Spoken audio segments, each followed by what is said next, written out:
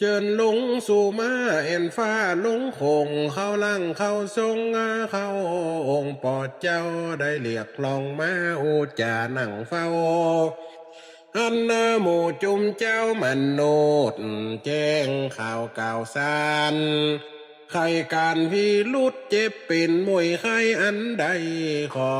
พ่อเป็นเจ้ามาช่วยแก้ไขให้ได้ดีได้หูในเงินเงา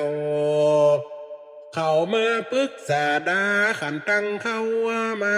เรียกร้องเอาจอยเตอจี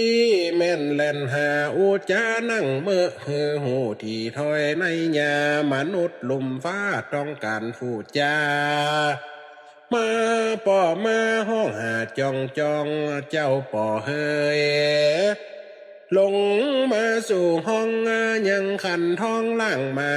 วันผูกบอดตื้อวันหือบอดตาย่ำลงต่อหน้าทันทีเขาต้องการแล้วเฮือมาดีลีขอเปิ้งฤทธิ์ที่มาขี่พ่อเจ้า